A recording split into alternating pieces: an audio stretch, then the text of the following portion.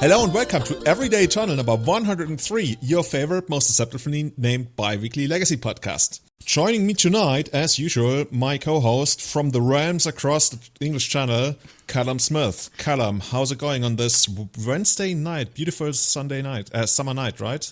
It's lovely. It's really nice. I've got the windows open. It's just, this is like, it's a little bit too hot for me. I'm English, so I just burn and don't like the heat, and I'm just awful like that. But it's close. I love the chill evenings like this, so it's just very nice and relaxing. We can talk about lovely, nice, relaxing Magic cards with nice, relaxing beers in our hands and nice, maybe relaxing I should just like weather. Put some kind of ASMR music in the background of this ASMR. Oh, we need better microphones for that, but yeah. I'm still looking at the Shure SM7B. I'll get you some. We get so many at work. You just have to come to work and one goes missing. Like, don't know how that happened. It fell off a truck, right? But I guess for proper ASMR, there's like way better stuff. Like I listened to one of those streams because I wanted to get an idea of what it's like, and it's way more intense than I thought. It's also really weird, but at the same time, I enjoyed it quite a bit. But they had like 7 different microphones, like these really long, thin ones. I don't know whether that's like a thing. Actually, I have one of those too for YouTube recordings. But they had them all over the place, and then they crackled some weird sound with like a piece of paper and stuff. And I'm going to be honest, I just absolutely, completely do not understand it. And every time it kind of comes up, I laugh about it. I'm like, yep, that's not something that I'm going to understand. That's done. It is kind of intriguing because it's so weird, but yeah, I don't get it. I mean, somebody should try and combine that with Magic. But you would need to play like a very slow-paced deck that just sits back. What's the most ASMR kind of tangent deck? I think my vote is Pox. What? Yeah, I mean, it's kind of violent at the beginning, but that's just settling in. That's the crackling at the beginning, you know. And then, I mean, then you just play Lango, Lango, Lango, Lango. Sometimes you take up a Liliana, maybe. You know what happened to me earlier today? Oh, really? Against Pox? Or when you were playing Pox, I hope. No. I was actually playing the tech that we're going to talk about later on, the Return of Affinity, and somehow either Swan Canonist was actually really good against them because all of a sudden, like they denied everybody resources, and then they were sitting on one land, and you bet they had like Dark Rituals and something they wanted to Dark Ritual out, but I had either Swan Canonist and no Dark Ritual for you. Classic Canonist being good against Pox. That's hilarious. So, dude, what have you been up to? You said you got a ton of new cards. Yeah, well, I put like new cards. I'm excited because of the new cards.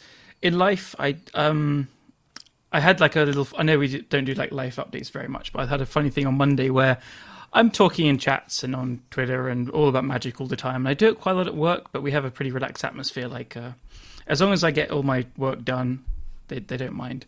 And I've been thinking I was doing it a bit too much recently. I was like not getting a few things done. I was like, okay, from the beginning of this week, I'm gonna like step it up. I'm gonna like chat a little bit less and do stuff. And then first thing Monday morning, I get called for a meeting with the boss, and I was like, oh dear, they're on to me, you know.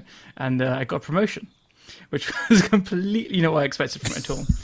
So okay, that's actually also the first time I'm hearing about that. Congratulations! Yeah. Are you now the head of I don't know? So I own the whole company. Yeah. Anyway, it's not a huge thing. It's a nice step up in what I do and stuff, and so I'll be able to work from home a lot more, which means more Magic Online playing while I'm at work, I think. Even less time for actual work to be done. Anyway, dude, actually, that sounds almost like something out of like, I don't know, like a sitcom where you're like, oh, my work hasn't been very good lately. Oh, they're calling me in. Congratulations, you've been promoted. You can now commit to doing even less work. That is exactly it. Because when I was going in, I was like, okay, so do I just like kind of admit that I'm knowingly chatting on Facebook too much, or like how do I do this? And they're like, nah, okay, you've been doing so well, you can go up a step. Yeah, so that's a nice life update, which is pretty fun. It's very unexpected. And yeah, regarding Magic, I've been playing Modern as well, actually, honestly, and Legacy, and there's just so many new cards. And it's like what I said in the last cast, where I wasn't playing before because there's nothing to play, and now I'm kind of overwhelmed. I started off by playing the Affinity deck, which we'll talk about more, like all day Saturday. I think I did like 4 leagues just in a row, so it was so much fun with different lists. And then Sunday I was playing all different Modern decks, and yeah, it's just amazing. I still don't know what to play. Like, I kind of got back, I knew I had a little bit of time before we started doing this, and I was like, do I start a league? But I didn't know what to play, so I didn't. It's just too much. So yeah, that's what's been up with me. What about you? Yeah, there's a ton going on. I also played the Affinity deck earlier, so let's talk about that. I also played Elves last night, and I only played it like with one eye, and I had something going on my second screen. So I didn't even notice, but once I was in the league and I was sideboarding, I realized I have 14 cards against Delver in my sideboard, and a main deck Endurance. God, that's such a mistake. Like, why wouldn't you play 15? Come on. Yeah, because literally the only card I didn't bring in was the 10 mana Progenitors. So I was like, yeah, maybe that's not going to cut it. I don't know, Julian. Like, we try and say that this is a kind of competitively minded podcast, and then you're out here skimping on Delver hate. Like, only playing 14 cards for Delver at the moment is pretty out there. So. Yeah, well, technically I had a 16-card sideboard because one of them was in the main deck, so I guess that kind of counts. Oh, you're playing 61 cards in the main deck? That's actually even better than having 15 cards in the sideboard, because you start the first game with it in your main deck. It's true. So basically you should play Yori and Elves. Is that what you're saying? Oh yeah. I even I played against a guy, and I only realized at the end of game 3 that they actually played Yorion in the deck. I didn't even notice. That's just like one of those things that happens online, but never really in paper. Yeah, I've still never played against a companion in paper. It's going to be weird when we get to it. Yeah, it's looking good, right? Mm-hmm. At least from what I can tell. Like, German media tells me that the UK is about to be overrun by a 4th wave of COVID, but yeah, we'll see. I don't know about that. I had my first 5G jab a couple of weeks ago now, so not too long. Did you get any superpowers? Yeah, so basically, whenever I go for dinner or whatever, like the knife and fork just like slap onto my forehead if I get too close. So you got to be careful. And I cancelled my phone contract because I can just like call with my mind now as well. So it's all positives, to be honest. Dude, can we do like, I don't know, like a hidden camera or something, like prank call at your phone company, and you tell them that that's happening and that's why you want to cancel your phone contract? That would be great, actually. Oh, I bet someone's done it, like legit thinking that. I don't know. Yeah, someone somewhere. Like if you get like a tinfoil person on the other side of the thing, maybe you could like, yeah. But I don't know about that. But yeah, I've played quite a bit lately. Again, after we had that lame duck face where everybody knew, there's going to be massive changes coming to the format. Everybody knew that Delver is probably going to be the deck to play. Everybody was talking about how many 1-drops do we play? Do we even like cut the high end? What's it going to look like? And now we have 2 legacy challenges. One of them a showcase challenge in the books on the previous weekend. And yeah, part of it looks like exactly what people were expecting, right? I think half of the top 8 slots in those 2 tournaments were Blue-Red Delver, which is like everybody expected. But we also saw a bit of Hogak, we saw Affinity, we saw Band Miracles, and before we delve into these decks, pun actually not intended, are those the 4 decks that you would say are probably the most powerful in the format right now? I mean, disclaimer, the format is super young, like less than a week, and there's only so much you can really say and deduce from what we've seen thus far. But I put these 4 decks in our show notes because I felt like these are probably the most dominant ones right now if you wanted to randomly jump into a tournament. Yeah, so just quickly on Hogak, I think there was one in the showcase top 8. Otherwise, I didn't see it too much, so I wouldn't like put it in the same category as the others. But at the same time, I think it could be. Well, it does have to like fight endurances now and stuff, but I think I wouldn't put it into the same category as the other 3, which the other 3 are definitely in my like top decks going forward, and the biggest takeaways from the challenges. Because Blue-Red Delver and Bant Miracles are like, they're not new things, so we say it's an early format, but we just knew that they were solid decks beforehand. But what really makes it kind of so fresh is this Affinity deck. And the Affinity deck existing in the format is a kind of a screw that can kind of change the status quo of Delver and Miracles, and then whatever combo decks kind of appear around what kind of answers they're playing with. So I do think this is like a kind of a new. We should be looking at Delver and Bant Miracles with quite a new perspective, because Blue-Red Delver, they just have some incredibly strong new threats. We'll get into that a little bit more later. The deck it's to me quite clearly the best deck, and it probably will continue for a while. People will try and attack it, and I think Bant Miracles is built very well to beat it, which is nice to see. But yeah, just so many new threats are so good. And it's kind of built itself. I don't think there's too many different like alternative builds. Bant Miracles though, so we were very high on endurance in the spoiler episode, and it has been played main deck, I believe, as a 2-of, and it just looks incredible in that deck, and it's a huge boon for it. But Prismatic Ending, is that what it's called? The new removal spell, that one we came around on and were saying, yep, it's very good, but I think we were underrating as well. This is a huge like card for these kind of decks, because it's the kind of that flex slot where crazy people played Vindicate, or like people played their Council's Judgment or the generic thing, but now they just play more Source of Plowshares for the Delver matchup and have their generic removal spell for the, I don't know, like big random stuff that you just sometimes play against. So you know what I really like about Prismatic Ending? You can even hit some of the more expensive stuff once you start combining it with Carpet of Flowers, which at this point is also becoming a main deck card in these kinds of decks. So I've actually seen Prismatic Ending hit stuff like, a Chase or something, even though you shouldn't be able to make 4 different kinds of mana. But once you get the Carpet out, you can add that black or red mana that you might not have and get there. And I don't know, man, that card is amazing. That's if you don't have a playset yet, definitely get it. It's totally something agree. that really excites me. I think it's basically a 2 to 3 of in every blue-white X control deck going forward. I was actually watching Anorak's stream, and I know he's sometimes, at least Myers, exaggerates certain things, and I mean, as a streamer, you have to do that, but I really agree that when he pointed out, how am I actually supposed to lose against Delver? I mean, yeah, there's always like the kind of Delver draws, but on a odds-based, I think that Bant Miracles decks is one of the best decks against Delver we have seen in quite a while, with like tons of spot removal, and even like you mentioned, the additional Swords to Plowshares, the cheap spot removal, because as Delver keeps adding all those 1-drops, the Prismatic Ending is just going to be your Swords to Plowshares, 5 through whatever, 7, 8 if you want to go crazy. And this is what's so key, like, because you need the Source of Plowshares is obviously like is probably the best card against Delver unless you top deck a Terminus at the right time. But like you need to have a Source of Plowshares by turn 2 against Delver, or you're usually dead. And especially now, this is like, because they have 12 1-drops. If you're playing the whole 4 Ragavan and 4 Dragon Rage Channeler, you have to have a removal spell on turn 1 if you're playing against Delver. I think like maybe it's not as black and white as that, but I know if you don't, you're falling behind quickly, because they can very easily just play a second threat or second and a third threat on turn 2, and you just get run away with it. So yeah, Prismatic Ending essentially being like the 6th and 7th Source of Plowshares while being this flexible thing is completely how the deck needs to like beat Delver. And I've been watching Anorak stream as well, and he is incredibly high on the deck against Delver, and he proved that by coming second in the first challenge, beating a lot of Delver on the way. So this is not just over-exaggerating. The deck genuinely looks very good against Delver, which is a massive relief for me, honestly.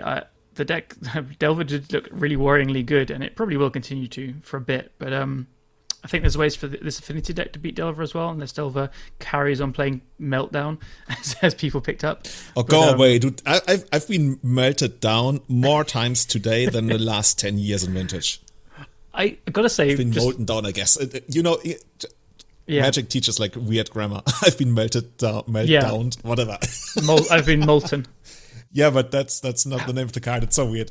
Isn't it crazy how fast Magic Online moves though? Like, so Affinity 4-0'd a prelim on Friday evening. Then Saturday it won a challenge, and on Sunday every single blue-red Delver deck seemed to have at least 1, maybe 2 meltdowns in the sideboard. Yeah, I mean it's the most competitive place to play Legacy in the world. True. I mean, there's not so many places to play it in the first place, but yeah. Still.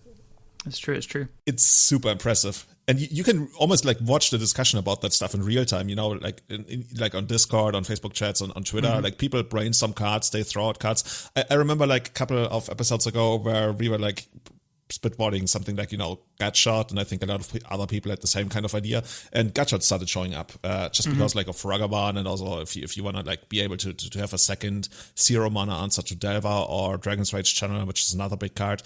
I think that the Hive Mind kind of thinks alike, but there's a lot of awesome tech to come out of this, because Meltdown, I don't know how long that would have taken to catch on in paper. Oh, probably, yeah, quite much longer than a day at least. Yeah, that's the turnaround of just like ordering the cards, I guess. yeah. Is that summary, do you think, is that fair? So Affinity, Bat Miracles, and Blue Delver, is that how you're feeling on the format as well? Pretty much. I'm always wondering whether there's some kind of underplayed combo deck. And I mean, Hogak is kind of like a combo deck, which is like a weird thing to bring up, because we just talked about how now we have like very main deckable Graveyard Hate and Endurance. But then again, Hogak is probably one of those graveyard decks that's somewhat better against, that kind of one-shot removal than other ones. Like Dredge probably suffers a little bit more against that, but it's still like pretty good. I only put it with the other 3 decks because whenever I watched the stream this week, I saw somebody playing, Band Miracles or Delver, and they just were like, oh god, not Hogak again. I'm getting wrecked by Hogak. Hogak is destroying. Because that's kind of like what the deck is supposed to do, I guess. Yeah. But I think you're right. It is definitely the best graveyard deck to beat Endurance as well. You can just do stuff like get Bloodgust back with fetches and make it so that you put a Stitcher Supplier on the stack or a Hedron Crab trigger on the stack where you have to make your opponent like play the Endurance then, otherwise you'll be able to convoke a Hogak and stuff. It's actually incredibly good at playing around every single graveyard hate apart from like Rest in Peace and Leyline of the Void. So yeah, that does move us on to one of the first questions, who's from Scott Monroe. He says, if Endurance is widely accepted and main deckable, are graveyard decks specifically like Dredge dead? Dead, actually. So, as we were saying before, I don't think so. Dredge does get hurt a lot by this because Control, especially if it has Terminus, can already put up a decent fight against Dredge. It always kind of like almost decks Dredge, but needs like 1 or 2 more turns to kind of like scrap out of it. Or Dredge just completely runs them over. So, something like Endurance being able to be like a turn 2 or turn 3 play to just nuke half the deck and the graveyard is definitely going to be able to like win game 1s against them. So Dredge and potentially Reanimator suffer from that, but I think Hogak is just like, it's another card to fight through. Control could still already beat you in game 1s with Uro, in my opinion, like Uro and a bunch of Source of Plowshares and stuff. So it's another card to fight through. You have Cabal Therapies, you can grind. It's definitely not dead in my book. Yeah, I definitely agree. I think there's not really anything that says, oh, now that this kind of graveyard deck exists, now my graveyard deck becomes unplayable. Because it's not like everybody has like, I don't know, 4 or 5 graveyard cards in the sideboard and then Endurance on top. That's like very few decks who would actually play like that. At least for Elves, for example, I took out pretty much all of my graveyard hate and I'm playing just like as an experimental thing right now. 1 Endurance in the main, 3 in the sideboard. But that also means I'm not playing Leyline. That also means I'm not playing Surgical Extraction. I could, I guess, but right now, basically all my sideboard is devoted to Delver, which I guess that's another discussion whether you want to play a deck in the first place that's kind of wants that many cards against Delver. I guess you could get away with less. But yeah, I agree. The graveyard decks are definitely going to be a thing going forward. If people were playing stuff like the other new cards like Douthie Voidwalker or Paladin Invec, those cards are actually incredibly strong against Hogak and probably just win the game 1s on their own. So, also called Paladin and Wreck, the new one, yeah, the Rest in Peace. It's a 2-mana 2/2 for white and has protection from black and red. And if they worded it weirdly, I don't know why they actually worded it. You were tagged in on Twitter thing this morning, but it basically says if a black or a red card would go in your graveyard, it exiles instead. Roughly, it doesn't count like a permanent. I think it must have a different name because Paladin and Wreck is from a different set. Oh, it's an Invec. It's a kind of Invec. I don't know. Do you know what's the difference between Envec and Ilvec? No. It's like it goes back to the story of Stormwind and Stronghold and Exodus. And there are these the Vex, and I guess if you're an Envec, then you're just part of the Vex. But if you're an Ilvec, then you're a traitor. And that's also where like City of Traitors comes from, and yeah, that's just gotcha. That's all I know basically. Sanctifier Envec. There we go. Close. But that card probably won't be C play and Legacy, but the Douthie Voidwalker is pretty strong. So yeah, that's the kind of card that Hogak doesn't want to see. And Scott had a second question. It says, how does current Blue-Red Delver stack up in terms of format dominance with other busted decks, pre-ban, Survival, Grixis Delver, etc.? What do you think on that, Julian? 2 thoughts. Very first thought, it's way too early to tell. Like I'd be happy to talk more about that in at least a couple of weeks from now, if not like a month or 2. Just because for example, when we talk survival, right, we mean the broken survival deck, like green-white, green-blue survival with Vengevine. I wouldn't even say that's like one of the most broken decks in the history. It's quite up there, but there are even like more broken decks in the format. But overall, if something like, Flash is tier 0, and then we had like, I don't know, Top Miracles is tier 1, and Dig Through Time, Omnitel tier 1, and then the survival deck is like tier 2 of brokenness or something, Blue-Red Diver could certainly be elevated to those realms, like similar to survival. I'm not even sure if it's as good as Grixis Diver, because Grixis Diver was just like so incredibly good. So Grixis Diver to me is like almost on the same level as Top Miracles. Whereas Blue-Red Diver, it could eventually get there. We'll have to see how it plays out. It's certainly really good. It's really, really good. But it's not as giga broken as some of the other decks that we've seen in the format. At least for me. I don't know how you feel about similarly. that. Yeah, I'm just going to co-sign your thoughts. It's definitely too early. We only have like this one weekend of results, which the deck is like massively played, 25% or something, but I wouldn't count on that data at all because it's such a small sample size.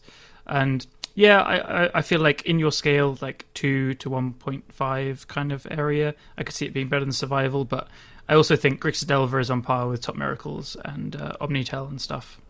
And yeah, those decks just feel a bit better. Very early. Yeah, really early to tell.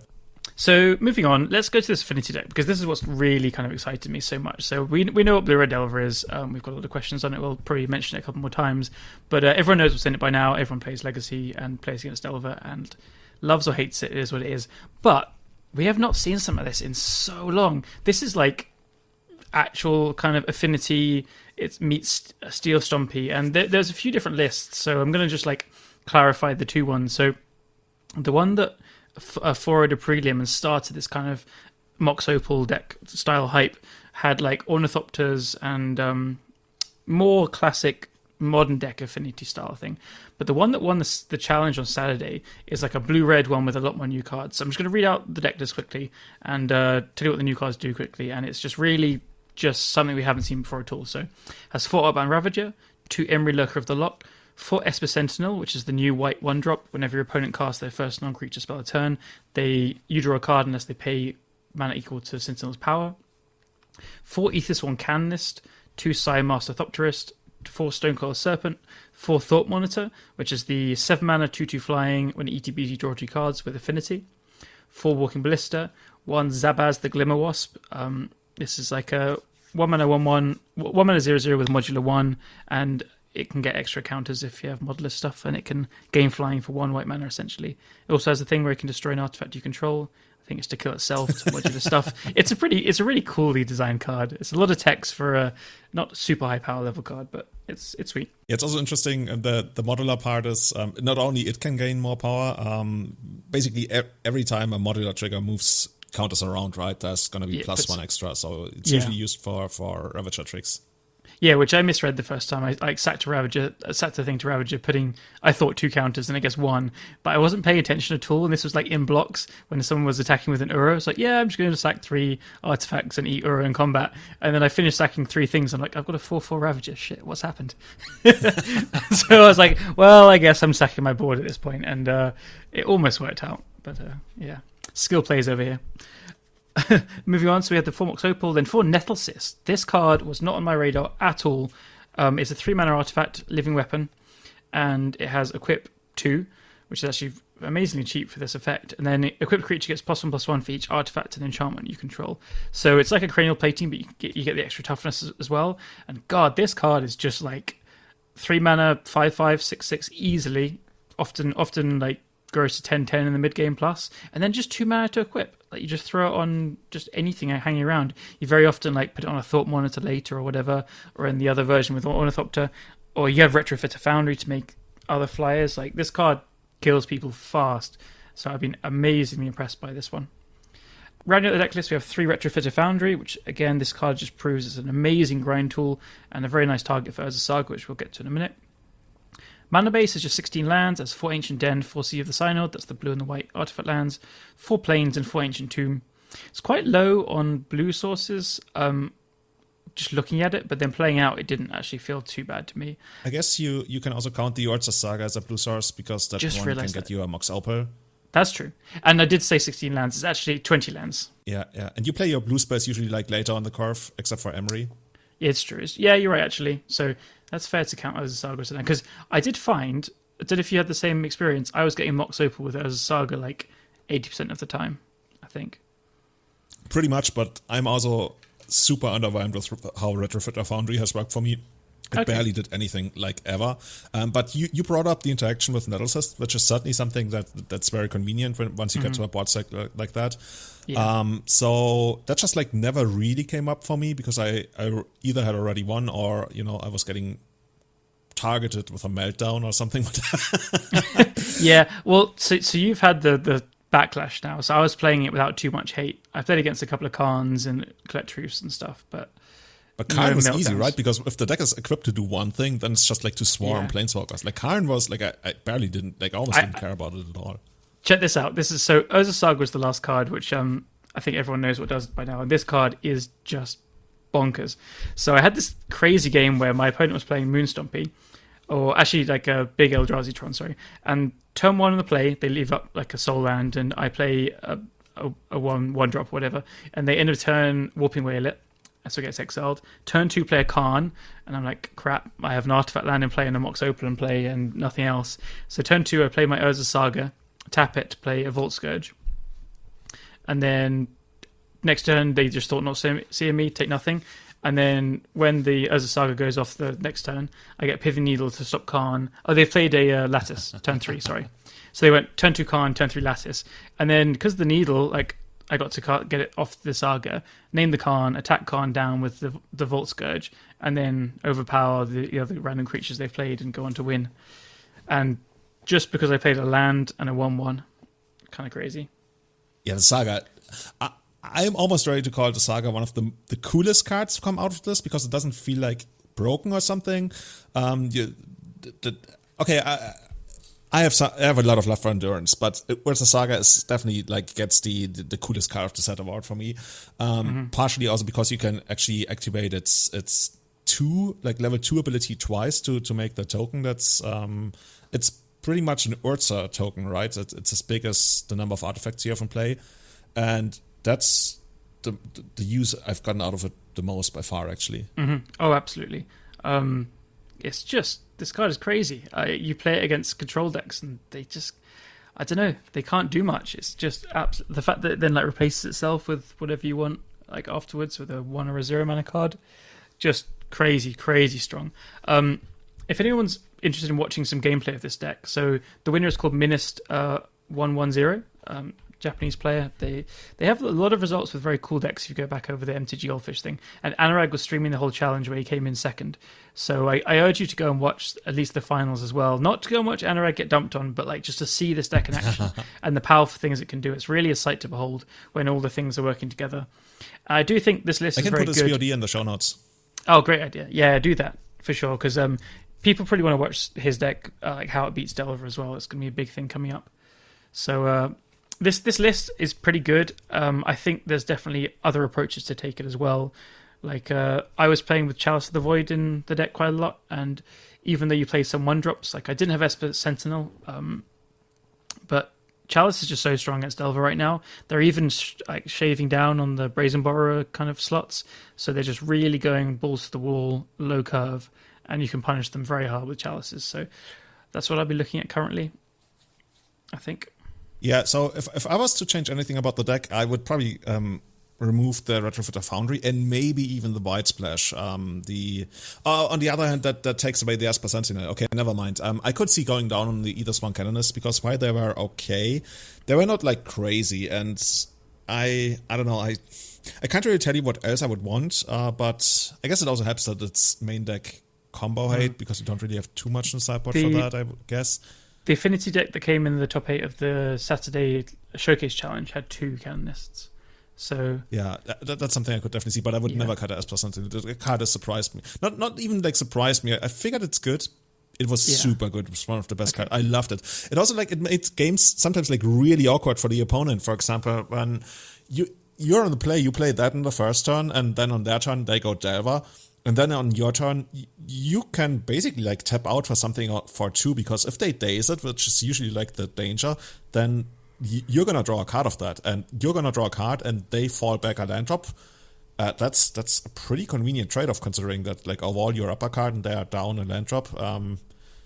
It's very nice to put Nettlecyst on as well. Did you get to do that? Yeah, at that point, I think I did it with modular tokens from Ravager. I had like a 7/7 Esper Sentinel or something. Nice. But yeah.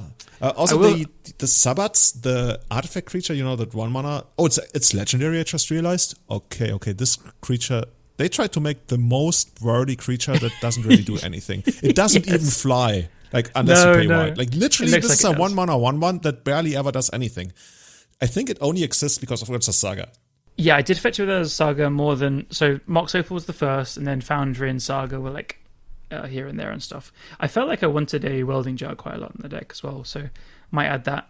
But my trying Esper Sentinel, the card is nice. It's really, like, effective when people have to try and play around it. I got 2 of them foot-bolted so many times. It was really discouraging, I got to say. So, if Delver keeps playing foot-bolt... I'm a bit here and there on it. I'd prefer to be playing Chalices and just cut them, I think. Dude, Welding Jar is actually insane.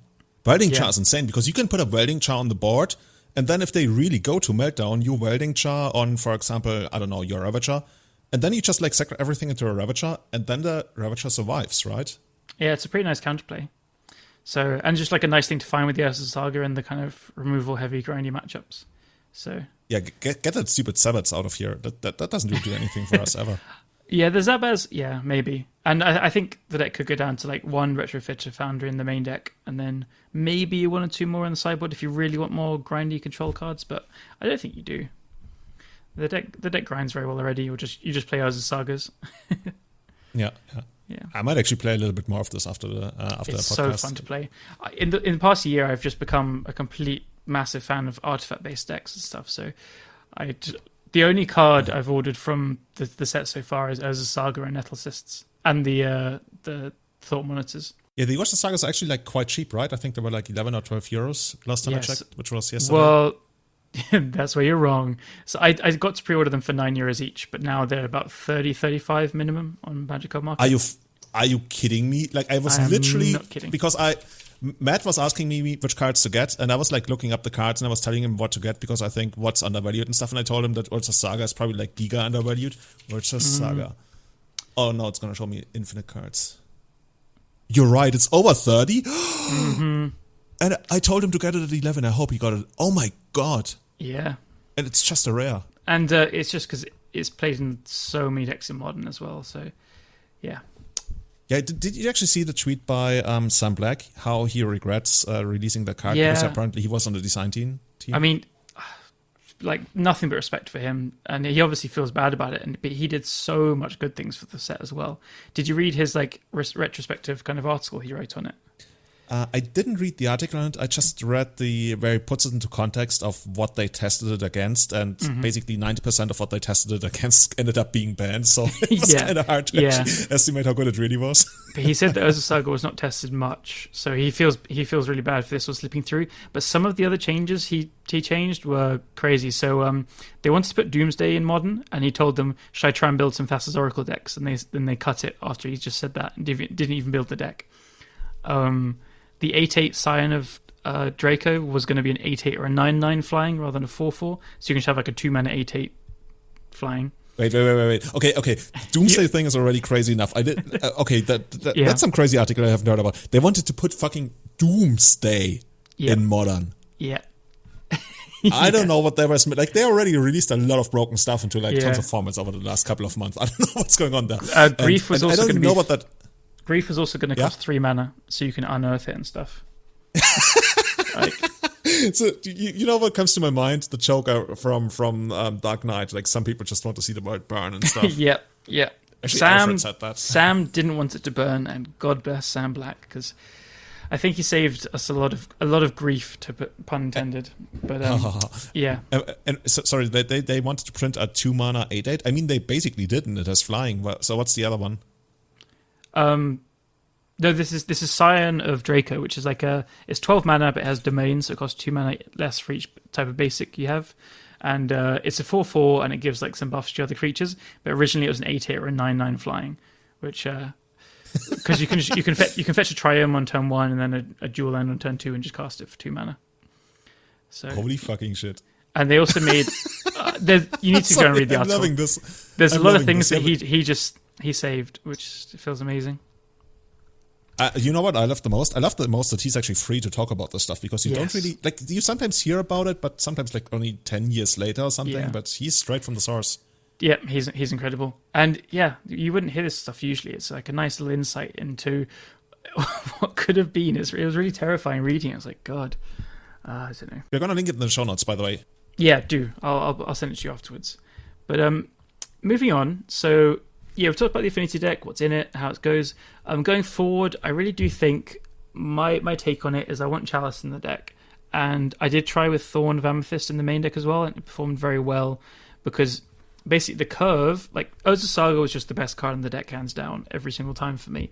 And the curve of turn 2 Saga and then cast a 2-drop of like a disruptive one like Chalice or Thorn into turn 3, make a Saga token, turn 4 make a Saga token, get a Mox Opal, cast like a 2-drops or a 4-drop kind of thing. That's what really worked for me. So Nettle Assist was incredibly impressive in the deck, but it kind of worked against the deck's curve. Like, you want to be Urza Sagaing on turn 3 and making a token rather than casting that. So it works better with like Ancient Tomb and Mox Opal hands, but I did feel, and it also, like, if you're playing Thorn, it does cost an extra mana there. So I felt a little bit of tension there.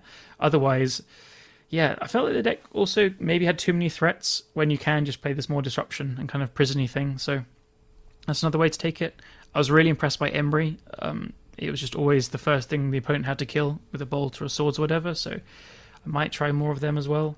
How does that line up with your experience? I wasn't too happy with Emery. I don't know, there wasn't really much I would get out of the graveyard with it. But you played the quite different version from what I did, right? It's true, yeah. I think that's, yeah. I think the only thing I ever got back from a graveyard is like something they discarded. Fair enough. With, I don't know, him or whatever, what have you. I was sacrificing Thought Monitors and to Ravager and then replaying them and stuff, so. See, no, that's smart. I should have done that. Yeah, it's nice. It's nice when you can just sacrifice anything. Like, there's times when I could like sacrifice a blister or just shoot with a blister and then replay it for a bunch and whatever as well. Stoneclaw Serpent, I was playing out as a 1-drop a lot and then sacking it later to replay as like a 5/5. Yeah, my experience, my mana was actually hurting quite a bit, but the mana curve of the deck that I played was actually quite a bit higher than I think the one that you played. And when I played against Stava, I even struggled to just like cast Nettle Sentinel, not Nettles. I struggled to cast Nettle Cyst at 3 mana, which it wasn't that easy, really. Yeah, it's not the place to be. So I do think, stuff like Thorn of Amethyst and Chalices can do a lot in the deck. Maybe main deck even. Yeah, I mean, exactly. the Chalice for sure anyways, but I guess also the Thorn. Yeah. So yeah, Urza Saga, really, really good. People in our Discord were actually asking which cards we consider the biggest winners or losers from what we've seen on the previous weekend thus far in terms of cards. And I think we didn't even talk about Urza Saga on the last cast. That was, at least on my part, intentional. I didn't put it in the list. I think you messaged me afterwards. You were like, oh my god, we forgot Urza Saga. And I was more like, yeah, I think we talked about it like 2 casts ago, and there wasn't like too much new things to say. But yeah, whichever way you want to put it, Urza Saga is probably like the big thing that's, after being rumored to be really good, turned out to be definitely good. Prismatic Ending, we also mentioned, we were thinking it's probably going to be a thing, but right now it actually looks like an absolute main. Like, it's been a while since control decks received something that's like hands down 2 or 3 of for sure. And the third card I want to mention is Murktide Regent. That's the Delve. Is it even a dragon? I don't even know. It's basically like the 2 mana 5/5, and then it gets +1/+1 counters for every instant or sorcery you delved away. And whenever another instant or sorcery leaves your graveyard afterwards, it gets another one of those counters. So if you play the second one, it's actually going to grow. Or if you, if your opponent endurances your graveyard away, it's also going to grow. I happen to run to that one. Yeah, this card. Yeah, we kind of thought it has potential, but it kind of like fights against Sprite Dragon or the Ethereal Forager. But wow, we were very wrong on this one. This card is incredible. It's just, I think it partly has to do with the addition of Ragavan, Dragon Rage Channeler, making the deck more aggressive and kill faster. And then like this can kill in 1 or 2 hits if they killed all the other creatures pretty easily. If the deck was like more grindy and a bit slower and was playing more like 2-drop threats, it might be a little bit like not as much of a big winner. But yeah, this card showed over the weekend. It was in pretty much every single blue-red deck, maybe 1 or 2 exceptions, and it's incredible. definitely you want 2 or 3 of these in your Blue-Ray Delver decks. Yeah, really good point about the Delver decks being more aggressive, and this leading into like this card now shining as well. Because previously I felt like some of the Delver decks, they were like more like strategic. They were more like, the Rainbow Six of aggressive decks, whereas this one is just like Quake 3 Arena. Yeah. This is just like get in, hit, hit. I mean, look, that's how it had 4 Delver of Secrets before. Now it has 12 1-drops if you want. That's just, it's such a massive difference. And you're happy to play every single one. What if you had told me like 10 years ago, what if Delver had like 12 Delvers? I would have been like, what's a Delver? Yeah. I mean, this is what they've always wanted. Like, they've been playing Hexdrinker, which I think is still a pretty good card, actually. Been trying other things, and Terramander. But now it has 12 very good 1-drops, which is, I think a big reason why the Murktide Regent is good. But actually, even if it just had 8 1-drops, I think the Murktide would still be fantastic and played. So, yeah. Big winner for a big dragon. Also important to notice, it can't be touched by Prismatic Ending, right? Which is another one of those removal spells that people like. And it also puts people, at least I've always felt in a weird spot where I was like, I kind of probably should evoke my Endurance just to deny them the graveyard for the Murktide Regent. But of course you don't really want to do that, because then it doesn't stick around, and you're like, oh, it's just a 2-drop, if I pass the turn, then I can actually like play it properly on the turn afterwards, and then they make the Murktide Regents, and it's like, I don't know, like a 7/7, you have your 3/4 reach, and you're like, oh. Even if I had 2 of them, I couldn't even double block. Oh, this is so bad. The best time to cast Endurance against Murktide is when your opponent goes paying for costs in the little box, and then they tap 2 lands, and they undo, then they fetch because they want to delve away the fetch. That's when you do it. Dude, try putting that off on paper. People would be like so salty. But yeah, I mean, true, actually, yeah. What are they going to do about it? Yeah. The only other thing that sticks out to me, winners and losers, like big time, is Solitude has not done very much. The white evoke Source of Plowshares. We were like umming. I listened back to what I said because I couldn't quite remember, and I went like, I think this card is insane, and then 2 minutes later was like, I don't think this will be played actually. So obviously a bit here and there. It's a very confusing card, and yeah. It's not really done anything. I still think there's a chance it shows up as like a one-of in Aether Vial kind of recruited decks, but otherwise probably not. Now that we have Prismatic Ending, which is just like such a great card, I see like really no reason to run that kind of card unless, I don't know, you for some reason want the turn 0 effect as a Swords to Plowshares, which is not really something I can imagine any deck really wanting. Yeah, definitely. Also, by the way, going back to the Delver decks before we move on, something, when we talked about this privately, I kind of got the feeling that I want to start cutting forces from the deck. And when I said that, I meant like Force of Words. And I guess people haven't really gone that far, but at least something that's very uncommon to see in Delver decks now is, all the extra copies of Force of Negation. I barely ever see them. I only see like 4 Force of Words. And I wouldn't even be surprised if people went down to like 3 Force of Words, because even against Banned Miracles, Force doesn't strike me as the greatest card. Usually like Delver style decks are more likely to keep Forces in that kind of matchup, whereas Miracles often like sides out the Forces. But I guess Endurance also makes it weird, because that's not something you can like Pyroblast or do anything about. I guess you know what you could do? You could Mind Harness an Endurance. Mm-hmm. Or Mind Harness a Ragavan, and that pays for itself for like a couple turns. Yeah, I think I saw a blue-red Delver deck list that played 1 Mind Harness in the main and 1 in the sideboard, and I can't wait for that card to come back. Exactly, that's the one. The absolute genius Delver player, maybe one of the best Delver players in the world. Definitely one of. Yeah. So that doesn't surprise me that they're playing like a crazy effective card, which is kind of off other people's radars. Well, none of mine. No. I love that card. it is quite a sweet one. But the idea of how people are going to react to Delver and stuff, as I mentioned before, I'm very happy to see the Bant control deck actually having a very good chance against it.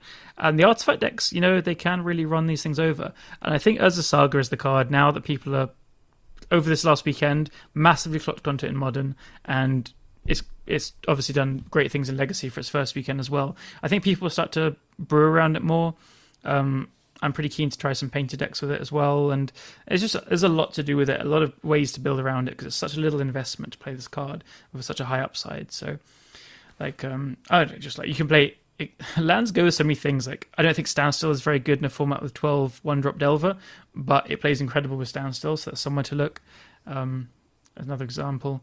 I think there could be Stefan Schultz, Mental Misstep. He brewed a kind of green Khan Stompy deck at some point with Ancient Stirrings and playing Bridges, and obviously Khan, as I said, and Chalice, kind of just a prison deck, and really relying on the Khans and Bridges to kind of lock out Delver when Delver wasn't playing threats that kind of have reach and stuff. So this could be pretty legit again now. And that's the kind of deck that could go into the deck perfectly because it fetches lots of the one drops the deck wants to play as well. So yeah, I think we'll start to see people build to push back on Delver because it's obviously got a massive target on its head, has done for quite a while, and we'll see how much people can push back because there are a lot of new cards from Modern Horizons. So it's going to be an interesting next few weeks. Yeah, I'm excited. I mean, I'm probably also going to play my fair share of Delver just because right now it's still winning very much. But there's a couple of things that excite me, and I can't even tell you where I'm going to end up. And I'm actually quite happy that there's no super big tournament coming up right now because, I mean, that's a nice problem to have, right? There's too many decks you want to play. Yeah, totally. So yeah, I guess this is already kind of what we were talking about in Ozymandias' question, who is asking, is changing main deck and sideboard cards enough? Or do you think there will be major shifts in what archetypes people play? And I guess major shifts in what archetype people play is kind of like the nice way of saying, are there any decks that are actually gonna die? Is there anything that, used to exist that now looks at all these new cards and is like, okay, I can just stop playing my deck until something happens because my deck is just horrible right now? Is there anything you feel like that really lost overall? A couple of things come to mind. We need to see the deck play out for another at least 3 or 4 weeks, I think, to know this for sure. But my feeling is Ragavan is just completely bananas because it's a monkey against slow combo. So something like Ad Nauseam Tendrils, I think, is going to really struggle especially because all the hits are good. So imagine this is a one-drop Dredge of Darkness, because if it hits a Ponder or a Brainstorm, you cast off your treasure. That's basically what Dredge was doing, but it hits you for an extra damage as well. I mean, it can hit a Duress or a Thoughtseize. It can just hit your Tendrils if you're not careful. The mana just lets them play a threat and leave up Flusterstorm or Stifle or whatever. So I think Ragavan really, really, really hurts these slow combo decks. Probably show and tell, but not quite to the same extent, because Ant's thing is it just kind of plays slow and sculpts and then takes kills on the last turn generally. So I think that's going to struggle. And decks that really have a hard time against lots of lightning bolts, that might be a really obvious thing, but the Delver decks are really going to war with each other. They're playing a bunch of Fort Bolts, Gut Shots, Chain Lightnings everywhere. If you're playing a deck that's really reliant on keeping these kind of creatures that dies these things around, you're going to struggle. I think Aetherval gets around it quite well because it lets you play your Recruiter of the Guard into around Dazes and stuff. But I think Maverick might struggle here unless you retool the deck, because now you're getting your Birds of Paradise or Noble Hierarchs Fort bolted with a Thalia as well. You're I don't know, people are going to play Mind Hardness or Submerge for the Knights and stuff. I think it's going to be Maverick's, a thing. Yeah, I think Maverick's going to struggle as well. Yeah, Maverick. I mean, the sample sizes are super low, but I think Maverick might actually have been the worst performing decks in at least one of the two challenges that I looked at the numbers for. I think it was 25% or something. 1%. Oh, wow. I don't know. It was really, really bad. But I mean, usually when you see numbers this low, it means super tiny sample size. So I wouldn't read too much into it. But I guess totally. It kind of goes with what you were saying. Yeah, those are the ones that pop out to me. As regards to if decks maybe get an upgrade, anything that's good against Delver, which is not a lot, honestly. I think Control, if it can beat Delver, will just start to pick up more, and then anything that's good against Control is then going to come to the forefront, but it's going to take a month or two. Yeah, dude, I was actually wondering about blue-green Omnitail with, 4 Carpet of Flaws, maybe even 2 of them in the main deck, because that deck was probably going to be really good against Bant Murkus. Bant Murkus plays almost none of the cards in Bant Murkus matter, especially in the first game. They have 7 forces in the first game, and that's pretty much it. And you know how it plays out against, especially when they play this slow. You play main deck carpets. You can even start hard casting your shit. Mm-hmm. I think blue green Omni could be incredible in a month's time, but currently I think Delver's just too fast. Like, they put a clock down so fast that you're going to be forced to play your show and tell into a Daze, or have your show and tell plus Veil, but gets like forced to plus a Daze or whatever, and they're just going to need like one layer of protection because they kill you next turn. I think is how it's going to. So what you're saying is actually Wizards should print Carpet of Flowers 6 through 8 or 5 through 8, I guess. How about Leyline of the Carpet of Flowers? Yeah, dude, sign me up. You should be working for Wizards, dude. I always keep saying you should be there. You should be in what's it called? Renton? Is that the place? I got some crazy ideas to mess things up. Yeah, probably it's the same kind of weather as Great Britain. Undefined. It's just like it rains in the summer and it's sunny in the winter, and no one really knows what's going on. Yeah, it sounds like Seattle. I don't know. I've never been there, but that's what people tell me. So then I guess you just got a promotion, so you probably wouldn't do that. But yeah, maybe even all the more reason to look into like even greater career path. I don't know. Yeah. I want Leyline of the Carpet. Creatures also deal 2 damage themselves when they come into play, by the way. Just as a new rule. Ether Shock, or what's it called? Aether Flash. But this is just a new game-wide rule. I guess we just keep you in London then. You know what's actually the craziest card? Like going way off topic here. There's Ether Storm, I want to say. It's a blue enchantment, and it literally just says every creature spell is countered. It's like, what the fuck? Oh my god, that's such a Marcus card. Yeah, actually, let me look it up. It's Ether... Yeah, well, something. And the thing is, you can pay some activated ability to get it destroyed, and any player can do that. Here it is. Ether Storm, I was right. It's an enchantment from, judging by the looks of it, Homelands. Oh my god. All right. Okay, this is a Homelands enchantment. 3 colorless and a blue. Creature cards can't be played. Okay, that's way better, because now you can't even do your stuff with Cavern of Souls. Literally, creature cards can't be played. Enchantment for mana. Pay for life, destroy Ether Storm. It can't be regenerated. You know, you might regenerate that artifact. That sounds like a bit of a downside to me. I'm not an expert. Any player may play this ability. So basically, it's actually horrible. It's basically 4 mana, deal 4 damage to a creature deck. If they care. If they care in the first place, yeah. That is horrific. I mean, maybe you can play in your Sonic Blast old school deck or whatever. You know what you should do? You can probably, like, if you play it in a Terminus deck, so you can survive the initial onslaught. I mean, yeah. But the thing is, from there, you know what people used to do? They used to put down Pithing Needle and name Ether Storm, so the other player couldn't activate the ability. I see. And then they just couldn't do anything.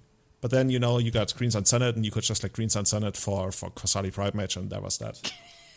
This is so janky. I'm telling you, I keep talking about how much Innistrad changed things, but Alara block was also a real thing. Alara block was one of the most influential things ever. Yeah, Pancake Flipper. Maybe it's time for him to return to beat Delver. Dude, if it had flying, it would bring it back in heart. Okay, I guess we have endurance. That's it should have vigilance and flying. Yeah, they missed out. Okay. After going way off topic here, there's something I kind of want to touch on, because we basically said we want to bring you community news and about just give you a general vibe of what's going on in the format right now. Even if you're maybe for whatever reason not super participating in it right now, we kind of want to keep you on the pulse in the format. And the biggest thing people talk about right now, at least on social media, is should Daze be banned? That's a discussion that's going on. I guess the overarching discussion is, should something happen to Delver? Because I agree, the deck is basically pushed as far as it can go, and every time something comes up now, it's bound to break, and then a ban has to happen. So people were like, okay, should we hit it with a really hard ban, something that's actually gonna set it back quite a bit before, and that then at that point we can maybe see more brokenness come to the format, come to the deck before we have to step in again. I guess that's the idea behind banning Daze. I gotta say, before I hand the mic over to you, at least in my little bubble, echo chamber, whatever, I barely see anyone really asking for that. 99% of what I see is people defending Daze and saying it shouldn't be banned. I think the only 2 people pushing for it are, I think Ozymandias, I was told, wrote an article about it, and then now Rodrigo Togoris has been pushing for Daze being banned for 2 years. But at least to me, those were the only people I saw publicly advocating for it. I don't know. How has it been for you? Yeah, I feel like I've seen one or two more, but not many. They've definitely been outnumbered.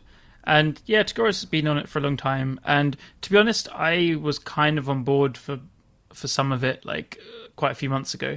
But now I've been like thinking about it more, and I think yeah. I'm not super interested in like going into it too deeply, but I think it's one of the most dangerous things we could do. Like I feel pretty confident that Wizard of the Coast wouldn't do it. It's just too out there, too crazy. My number one fear is like, can you imagine like Show and Tell is like just going to destroy everything if you ban Daze? Like it's one of the things holding it back. I mean, people say yeah, you can play Spell Pierce, you can play Humility or Aethysworn Canonist and stuff. There's cards, but I think Daze is a huge check on like fast mana combo decks, not the grindy ones, like the really fast turn 1 turn 2 that can also play their Force of Wills and stuff. I think this is a really slippery slope to ban Daze, and then like some combo decks just gain so much from it. And look, combo decks are easier to hate out than fair decks. We've learned that from the past, and almost all times it's happened, apart from like Breach or Omnitel where something got banned. But I don't know, it's a huge pillar in the whole format of Legacy. And if you knock down this one pillar, you might have the ceiling start to collapse in that side. Then as you do that, you need to knock down another pillar to support it somewhere else. And it's just so many bad things can happen, in my opinion. So I really hope they don't do it. I have two thoughts on this. One is a bigger meta thought, I guess, and the other one is like pretty straightforward gameplay related. I really love that Daze exists as a card, because it's one of those cards that really creates these interesting scenarios where you have to consider so many different factors, like one of them being, do they have it or not? And then once you've kind of made that call, you also have to wonder about, is it worth playing into it, even if they have it? Because like the missed land drop would set them back. Because at the very end, I sometimes think about Daze when I play into it as I'm paying like 2 mana to bounce their land, for example.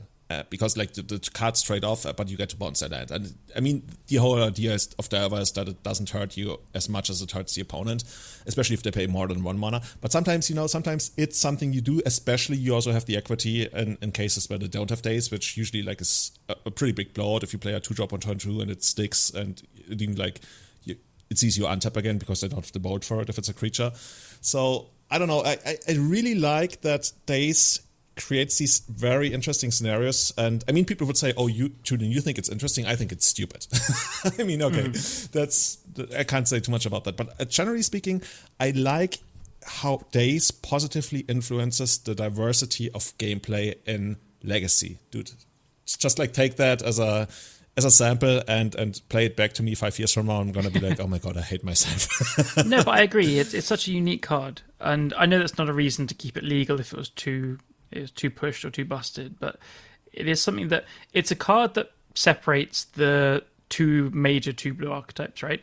Control very rarely or doesn't play it basically because they can't afford to be dazing back things. That shows that there is a real drawback to the card in like a lot of decks. But then in Delver, it's one of the best cards because they build to like take away from that disadvantage, which I know, like, obviously some decks think it's worth playing and some don't, so that's already interesting, even though we're very used to it now. We've been dealing with it for years, so it might not seem like a new or interesting thing, but that is the truth behind it, I think. And, I don't know, like, if you take away Daze, I just think we see every blue deck become mid-range, or very potentially, which is kind of a big worry in itself. That kind of segues into my second thought about Daze, because you already mentioned that, for example, you are scared that some combo decks might become too powerful, which I can see. It's not my biggest concern with Daze. Like my bigger concern with Daze is, like I mentioned, like the gameplay impact. But generally speaking, I've been the kind of guy, I've never been afraid to consider banning like the card Delver of Secrets in the first place. And I don't even care that much about whether you ban Delver or hit anything else out of the deck that's just like a stupid threat. I guess Delver is the prime example for that. But I've also been the guy, you've known me as the guy who wants to ban Griselbrand and stuff. And I agree it's not something that's necessary right now. But in my idea way of shaping gameplay and Legacy, part of that is banning Griselbrand. I guess you could almost break it down to ban everything until Griselbrand is tier 1, then ban Griselbrand or something. Because it's not enough that Griselbrand is good. Griselbrand needs to be like the thing to do, and then you need to go that, going back to the old thing about how to handle formats where necropotence was legal in. But yeah, I think if you touch something out of Delver, which you might have to in the long run, or even like in the medium run, then you also have to touch a lot of more things. And that's very, very much part of why I think, for example, that Grizzlebrand should be banned. You could, change up things. You mentioned Show and Tell or any kind of fast mana combo deck. And most of them basically exist because Grizzlebrand is really good. And yeah, I think if you ban something out of Delver, which might become necessary, there's a couple more cards you really have to touch. In the past, I would also say something like Past in Flames. I mean, that's not really a very relevant card in Legacy right now, but it also, to me, basically what I'm saying is, I'm not so much concerned with which individual cards you have to touch after banning something out of Delver, and more with, spreading the mindset that is probably something that goes along with banning something out of Delver. And that's what I've been asking for, I guess, quite a while. I don't know. Yeah, so you were asking to scale back the power level of the format by I guess a host of bans, which could... I like how you just used 5 words to sum up what I've been saying for 2 minutes.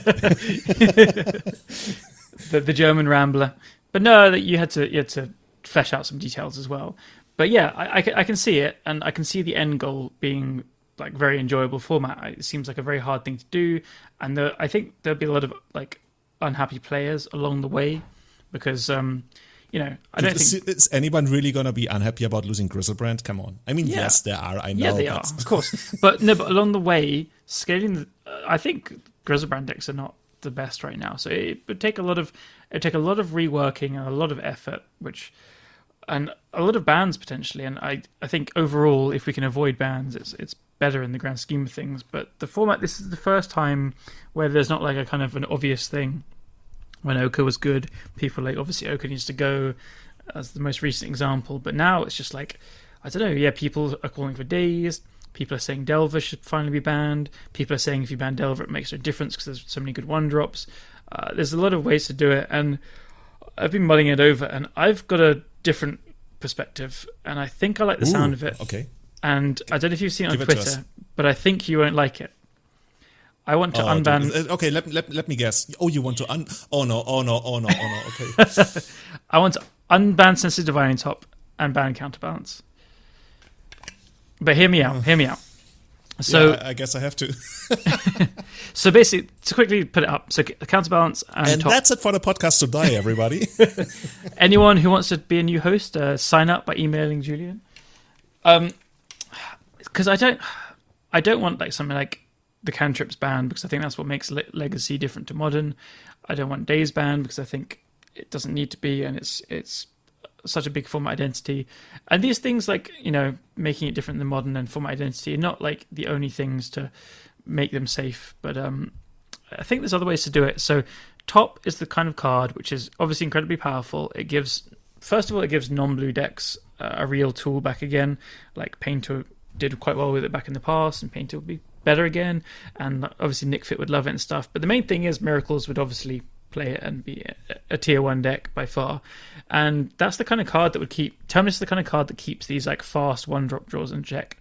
And Top is also a card that Delver won't play, and so what do you think Top was banned for power level or for time wasting originally? Well, officially, according to Wizards, they banned it twice for time wasting and extending and legacy. But honestly, I think that's even the minor thing, and that's I mean, it's still relevant enough to why they banned it and extended back in the days. I mean, okay, Counterbalance was also part of that, I guess. But I think it was also banned for power levels. I'm just going to so going there is, I think a big reason that the Top decks took so long was because of the Counterbalance lock.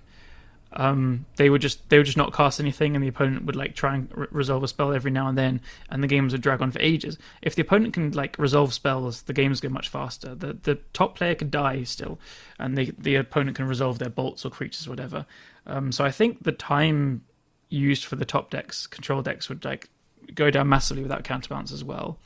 And the card itself, it does take a little while to resolve, but I mean, not to be super doom and gloom, but how many big legacy events are we actually going to get in the future? We're going to get Italy I don't holding know. loads, but yeah. All that sweet talking isn't gonna get me to any place where I could see top ever. Like, first of all, I don't think anything that has ever been a legacy is really gonna come back, especially not top. Just because Wizards never does that, and especially top was. They've never unbanned a legacy card unless it was originally on the first ban list. Yeah. Also, I don't want to sound almost like rude, but I also almost don't want to talk about that just because it's so unlikely. But yeah, if you ask me, that feels a little bit like we're gonna crush tons of decks just so that we can hurt Delver a little bit. I don't know. I think way too many decks would heavily suffer from like top being legal again, even with counterbalance not being a thing, just because the interaction between top and Terminus is just like so backbreaking. And Mystic Sanctuary is in the play as well, so it would be quite good. Yeah. I bet. Okay. It's a touchy subject. We can move on. Let's do that. That sounds good. So, going to something very different, like going down the tiers. Disco Drogo from the Discord says, which of the non-hyped cards from Modern Horizons 2 would you love to break through? What about you, Julian? Any cool ones? Any cool ones? Any of the non-hyped cards? I was almost going to say Urza Saga because... I was going to say the same thing as well. Say that anymore. Really? Yeah, because I read this and then I was just like, Urza Saga is obviously massively hyped now, but it's still just the coolest card for me. I really want to that's the card I want to brew around. I want to build Painter and Aether Vial decks with like Imperial Recruiter and Trinket Mage. I want to build this like kind of green Ancient Stirrings Prison Khan deck, which I mentioned earlier as well with it. I want to push Affinity and build different things with that as well. Maybe go Steel Stompy, like Bomberman decks. I want to play with it as well. I think it's incredibly good there. All the artifact decks, basically. That's where my mind is racing to. So I know it's not. It's the most hyped card from the set now, probably. But yeah, that's just all my mind is looking at. To be honest, I'm actually looking at the other cards that are like potentially going to see play, and I have to go back to Esper Sentinel because that card surprised me so much. And surprise is probably the wrong word because we talked about it in the last podcast, right? So we were thinking there's maybe a deck for it, and I'd be happy to really explore the deck if I had the time. I think we brainstormed about blue-white aggro, which is funny enough, kind of like well, it's not really the shell of okay, forget that. I'm trying to talk it into it, but it's not really. But yeah, Esper Sentinel, that card was so cool and so annoying for the opponent that I'd love to see a deck that plays 4 copies of that and probably like Mother of Runes and Daze and stuff. Mm-hmm. Yeah. Another cool card I like a lot is Turak, Dread Cantor. It's not particularly good because 4 mana for him is just too much in Legacy, but it's really, really cool, flavorful card. So I might try and build. Every time I see something like this, like a 2-drop that has value, I wish I could try Lurrus with it, but I guess that's a modern thing. You really have this desire, to bring back the devil, like all those things that we've been like delivered from. You're like, okay, those are never going to come back. And Callum is like, actually, what if we unbanned Tolarian Academy? I like broken cards. I'm sorry.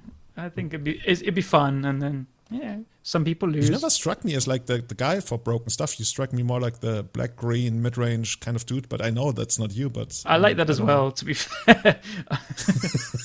I know. I like most things in Legacy. It's hard not to get excited by most things. I'm actually going through the rest of the cards in the set right now, but there's nothing that jumps out at me.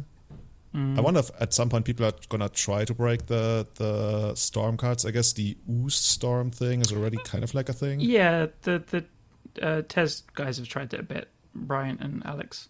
I've seen it do some cool things. By the way, interesting interaction with the Ooze that actually came up. I think we talked about that in some kind of chat. If you resolve your Wishclaw Talisman, for the opponent, it's not always clear whether they should actually count the talisman because very often it eventually gets ad nauseam and then you counter the ad nauseam. But if you have the Ooze in your deck, AV Progenitor Ooze, that's like the 5 mana Ooze, I want to say, that has Storm and it gets like +1/+1 counters for each other Ooze you control. And if you have that thing in play and your opponent has Forceful, they actually can't do much about it because I guess they can try to hit your mana at that point, but otherwise you're just going to eventually flip your Wishclaw Talisman and that's going to give you the Ooze, and then I guess they can counter one of the Storm copies, but that's pretty much it. Yeah. So that's something that came up in one of the scenarios that we talked about.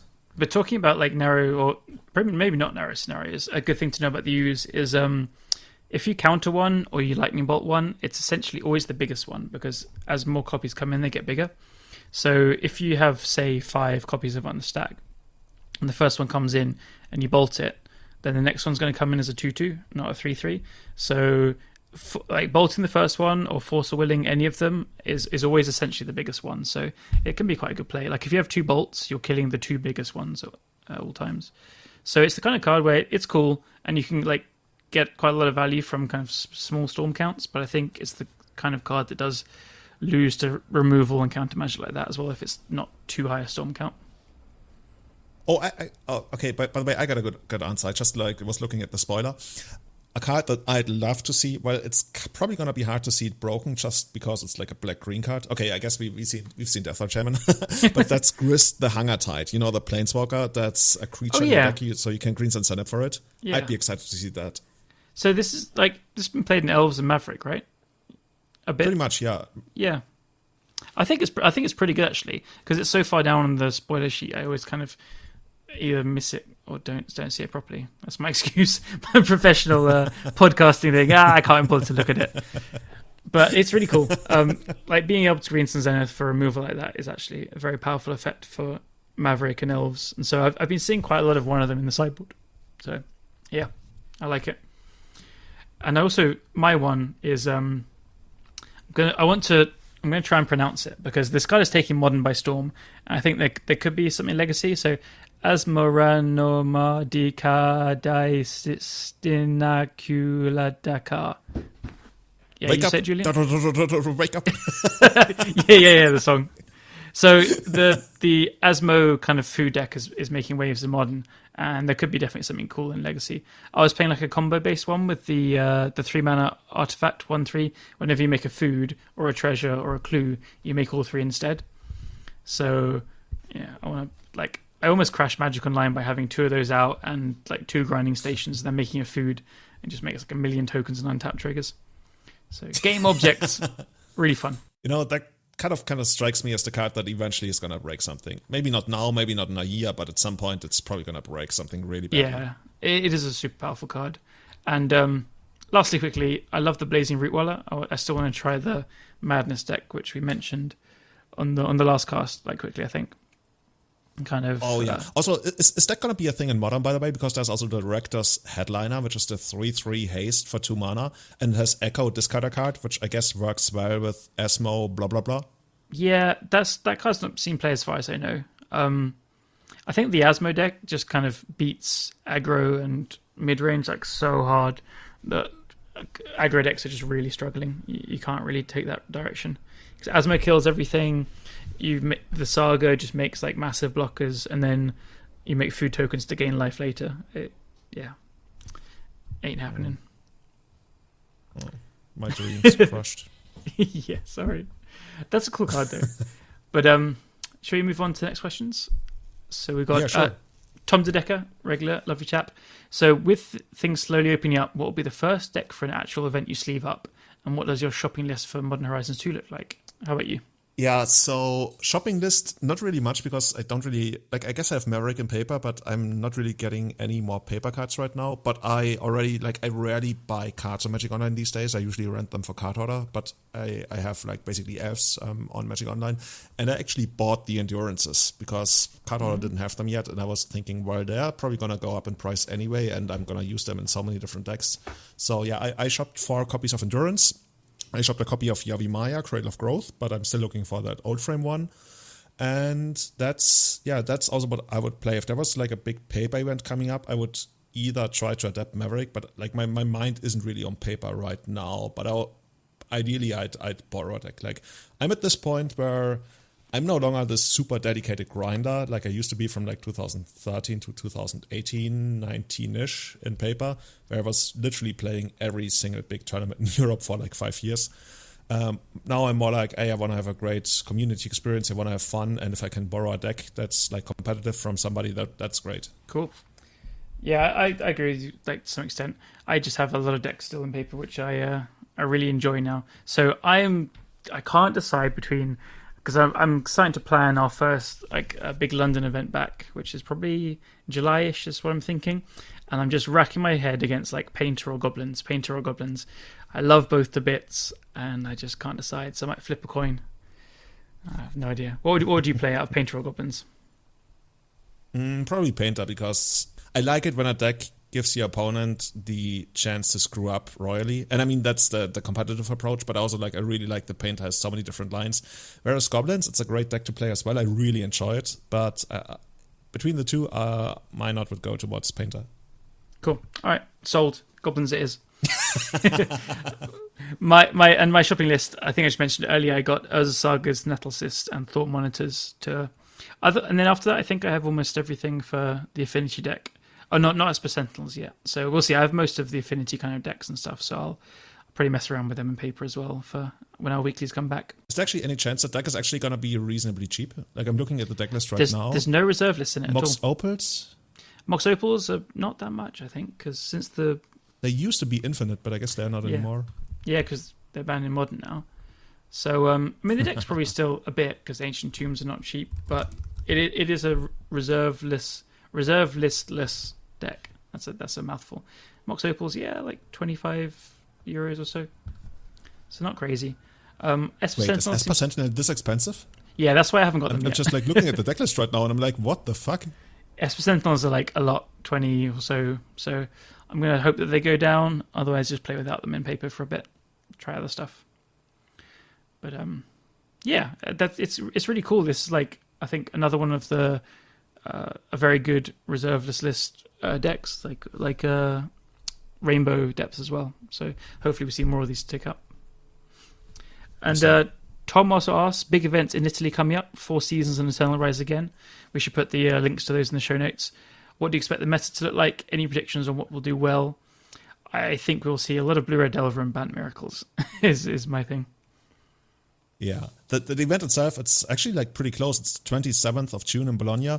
And I agree, like, in Italy at least, I always felt like I was playing against Miracles every other round, so I wouldn't be surprised if people basically made that easy switch into Bant Miracles. Yeah. And yeah, Delver is probably, like, for the rest of time always going to be the most played decks in any big Legacy event these days. Those are basically the two decks you should be prepared for. Italian players really love Delver and Blue-White X Control as well, so yeah, we'll see that, definitely. What are Germans known for to play? Germans? Is it bad if I say Sneak and Show? Sorry. I'm trying. It's not. I mean, you're not wrong. It's not massively accurate. Like this. I just have JPA and the guy that won that MKM with his like big belly hanging out and top off. Oh no, that's the other. Oh, see, there's even more of those. That reminds me of like that hipster who like sued because they were using his image and saying every hipster looks the same. God. And turns out it actually was a different one. So, yeah. Sorry, Germans. I really do like you, I promise. But I want every German who's not playing Sneak and Show to comment on this Twitter or Discord or any kind of threads to tell us what they are playing. I would actually be interested in, like, if there's a... What do you think? Is there actually a kind of direction people take? Well, Show and Tell is really very popular here. Other than that, like Miracles, like at least with... Like the Germans who do well usually like play Miracles. That's another thing. Maverick, there's like actually Maverick is very popular here as well too. Okay. So I could see those decks. Cool. And then Brits, they just like play Smallpox and Goblins. What Goblins do you put? is very British. Is that the thing? English people play Goblins? Yeah, I'll take that. I'll take that. I probably know more English players that play Goblins than any other nationality. All right, I'm very happy with that result. I'll take it. So Germans are Sneak and Show, English are Goblins. I'm just going to let the listener decide who the heroes of this story are. I think you already know. The Italians. Anyway. All right. Oh, God. Awesome. I think we have one more question, right? From ET coming in through the Discord. Are there any borderline playable tier 3-4 archetypes, Legacy tier 4, now we're digging deep, that are helped by the new printings, or only have tier 1 and 2 strategies been empowered further? I think we already talked about Affinity, right? How that's being catapulted into tier 1 status, at least as for now. Because there was like a tier 4-ish Affinity deck. And so yeah, that Was definitely there? counts. I've never been there. Yeah, people played. Like, well, seriously, Legacy Tier 4, no, we're reaching really deep now. it kind of exists, but it very often played Thopter Foundry, Sword as well and stuff. But not Tezzerator, but it existed. But also Merfolk, hello. Have you played after the last one? You're like, oh my god, I can't wait to play Merfolk. I bet you haven't even touched it, have you? No, there was too much other stuff. Like I was playing Elves and Affinity. Yeah, fair enough. And I had the exact same thing. I was like, I'm so going to play Merfolk. I'm really ready to. I still do plan to, but yeah, Affinity and stuff has been too fun. I think Arkan actually played it. Yeah. I think he got I'm like pretty a sure I saw donation him play deck. it. And then, yeah, he has Oh, been. that's how... Okay, I was wondering. Yeah. So those are the ones that jump out to me. Merfolk and... Yeah, Affinity is just a huge winner, which, God, I so wasn't expecting. Even like looking at the spoilers, just didn't see it at all. Yeah, and while we're talking about it, by the way, if we are really talking about Tier 4, we might as well just talk about Legacy Madness, whichever kinds of colors that actually plays, probably like Rock or something. We're still waiting for Callum to actually come forward with the broken deck list, but yeah, if we're really talking about... Like, I can't let go of Legacy Tier 4, that's like a meme in itself. Then we're talking about Madness, which has received some tools. Full disclaimer, ET is a friend of mine from London, and he plays black-green Pox. All of this makes so much more sense now. You should have told me. But he plays black-green Pox and just wins with it so much. I don't think I've beaten him. I don't remember beating him much with it anyway. And he's also an incredibly strong Elves player when he wants to win. But he has a real thing for this like Tier 3 or 4 kind of weird Pox deck. And yeah, I think that's where it comes from. So Pox, maybe you got some toys with... what about... I don't know. I'm going through if there's any Pox cards. Julian, any green-black Pox cards jump out to you? Grist, Planeswalker. But you can't even like ritual that one out. Yeah. There was one though, wasn't there? Or you can what about that 2/2 with Madness? Tick up Liliana, discard that. Oh, Sudden Edict might be okay. Oh, come on. Because removal spells is what Pox needed. Yeah, or Turak. Okay. Or Grief. Yeah. Anyway. We are reaching. Okay. If you want to reach out to us, you can do that on Discord. You can get access to the Discord by supporting us on patreon.com/everydayeternal. Or if you want to, leave a review for us, you can do that on Apple Podcasts. It's going to go up on the new website. It helps new people discover the podcast, grow the whole community, not only grow us, but grow Legacy in general. And yeah, those are the two best ways to keep the lights on here, support everything we're doing, at least Magic related. And yeah, that's I think that's gonna be it from us today. Callum, where can people find you if they want to hear about your broken Pox deck? So on Twitter at WhiteFacesMTG, and on Twitch sometimes. I don't stream for a while, but always good to check it out at Whitefaces. Awesome. And you can find me at itsjulian23 on Twitter, and it's Julian on Twitch. And we have an Instagram now. And I think we already have like 30 people on the Instagram. I keep posting like random memes there and also like new episode announcements. And on Instagram and Twitter, it's the same, Eternal MTG. Just look for Eternal MTG and you can find us there. And yeah, that's... actually, I've been really enjoying the Instagram experience with that. I'm learning a lot, actually, for my job as well. So, nice. At least that's what I keep telling myself. That's why I'm doing it. So yeah, that's going to be it from us today. Thanks a lot for tuning in. Thanks a lot to our Patreons on Eternal Witness tier: Tommy Hinks, Trent Browers, Testacular, Sebastian Hollager, Guillaume, Jake, and Severin Schwarzhuber. And on Grizzlebrand tier: Victor Benatz, Baju Butt, Scott Monroe, Jeremy Gates, Henrik Korkutz, Tom Hepp, Christopher Reinhardt, and Paragon Games in St. Louis. By the way, before we close it out, for anybody not living in Europe, I'm sorry that your t-shirts have been delayed. I finally found out why. I already knew why they are delayed, but sending them overseas because of COVID is like 55 euros per t-shirt. So at this point, I decided, okay, I'm just going to have them printed again in the US and directly deliver to you. So if they actually put like anything in there, like an invoice or something, I'm gonna ask them to ignore that. Just ignore that. It's gonna come straight to your house. So yeah, that's gonna be it with regards to that. Callum, what are you gonna do? Are you gonna sit on the balcony or I don't know, enjoy more of the cool English nights? Yeah, just gonna chill out. Maybe fire up a league and finish it tomorrow. Not quite sure. But definitely just... that's exactly what I'm going to do as well. Yeah. All right, Pox time, baby. Awesome. Cool. Bye-bye. See you, Goodbye, everyone. everyone.